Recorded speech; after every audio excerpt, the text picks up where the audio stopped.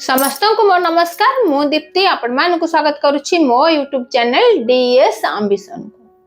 Odisha Jeevika mission रु आसिला चिट्ठी। चिट्ठी अनुसार स्पेशल ड्राइव परिचालित हेबो। एहा केबे ठारु आरंभ हेबो, क्यो माने एथिरे शामिल हेबे, काहे के एही ड्राइव पालन करा जिवो ता आजिर वीडियो रे मु आपण मानक सहित आलोचना करिवि। आशा करूछि आपण माने शेष जाय मोर एही वीडियो सह जोड़ी रहिबे। आपण मानकर सुचिंतित मतामत कमेंट बॉक्स जणाइबे।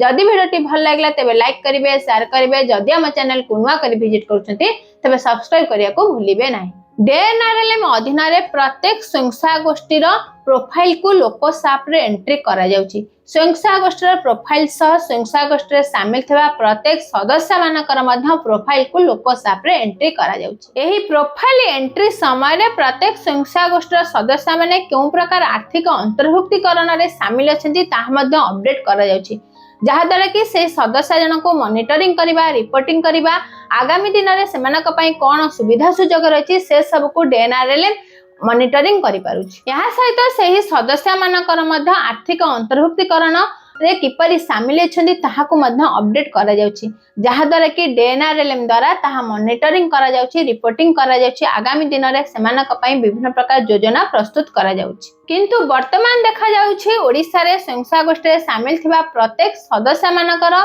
प्रोफाइल अपडेट हेले मध्य सेमाने केउ प्रकार आर्थिक अंतर्भुक्तिकरण रे शामिल अछंती, अर्थात केउ प्रकार सोशल सिक्युरिटी स्कीम रे शामिल अछंती, जेपरि कि प्रधानमंत्री जीवन ज्योति बीमा योजना, प्रधानमंत्री सुरक्षा बीमा योजना, अटल पेंशन योजना ताहा ठीक भाबर अपडेट होई नाही, जहा द्वारा कि सही सदस्य माने प्रकृत रे रिन्यूअल होइछंती कि नाही, जो माने बाद पड़ीछंती सेमान को चिन्हटीकरण करिबा ए सब रे असुविधा हेउची। याहाकु आखि आगे रखी ओडिशा जीविका मिशन तरफ रु आसीछि नुआ चिट्ठी अनुसार जून 1 2026 रु जून 14 2026 14 दिन धरी स्पेशल ड्राइव परिचालित हेबो।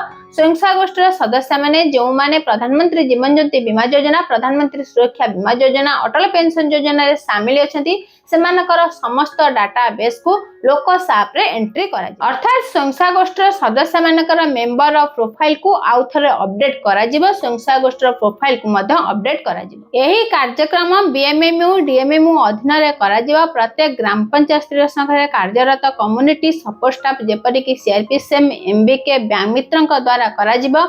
अन्य कम्युनिटी सपोर्ट स्टाफ माने एही कार्यक्रम रे सहायता करी। जेतेबेले भी लोकसाप रे प्रत्येक स्वयंसहायक गोष्ठीर आर्थिक अंतर्भुक्तिकरण डाटा को अपडेट करा जिवो, से समय निश्चित भाबे से सदस्य मानकर बैंक पासबुक सहित अन्य दस्तावेज को जांच करी ही सेमाने अपडेट करिवे।